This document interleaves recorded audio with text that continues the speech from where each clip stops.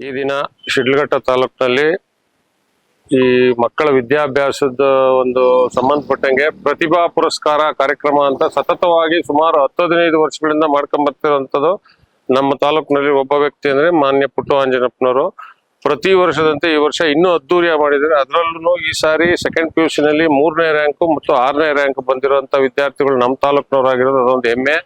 ಮತ್ತೆ SSLC ನಲ್ಲಿ 620 ಚಿಲ್ಲರೆ ಒಬ್ರು 600 ಚಿಲ್ಲರೆ ಒಬ್ರು ಸರ್ಕಾರಿ ಶಾಲೆಯಲ್ಲಿ ತಗೊಂಡವ್ರಿಗೆ ಇಬ್ಬರಿಗೆ ಎಲೆಕ್ಟ್ರಿಕ್ ವೆಹಿಕಲ್ಸ್ ನ ಕೊಟ್ಟು ಅವ್ರನ್ನ ಇನ್ನೂ ಉನ್ನತೀಕರಣವಾಗಿ ಇನ್ನೂ ಚೆನ್ನಾಗಿ ಅಂಕ ಪಡಿಬೇಕು ಅನ್ನೋದಕ್ಕೆ ಒಂದು ಪ್ರೋತ್ಸಾಹ ಕೊಟ್ಟಿರ್ತಕ್ಕಂಥವ್ರು ನಮ್ಮ ಪುಟ್ಟು ಆಂಜನಪ್ಪನವರು.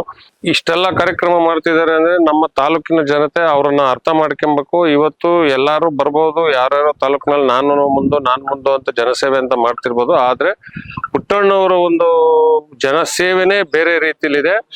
ಇದನ್ನ ದಯವಿಟ್ಟು ಮುಂದಿನ ದಿನಗಳಲ್ಲಿ ನಮ್ಮ ಶಿಡ್ಲಘಟ್ಟ ತಾಲೂಕಿನ ಎಲ್ಲಾ ಜನಗಳು ಅರ್ಥ ಮಾಡ್ಕೊಂಡು ಇದನ್ನ ಮತವಾಗಿ ಪರಿಗಣಿಸಿ ದಯವಿಟ್ಟು ಅವ್ರಿಗೆ, ಇದು ನನ್ನ ವೈಯಕ್ತಿಕ ಒಂದು ಪ್ರಾರ್ಥನೆ, ದಯವಿಟ್ಟು ನಮ್ಮ ಪುಟ್ಟು ಆಂಜನಪ್ಪನವ್ರಿಗೆ ಮುಂದಿನ ದಿನಗಳಲ್ಲಿ ಹೆಚ್ಚಿನ ರೀತಿಯಲ್ಲಿ ಪ್ರೋತ್ಸಾಹ ಕೊಟ್ಟು ವಿಶೇಷವಾಗಿ ಅವ್ರನ್ನ ಒಬ್ಬ ಈ ತಾಲೂಕಿನ MLA ಆಗಿ ಮಾಡ್ಬೇಕು ಅನ್ನೋದು ನನ್ನ ಮತ್ತು ನಮ್ಮ ತಾಲೂಕಿನ ಜನಗಳ ಕಳಕಳಿಯ ಮನವಿ.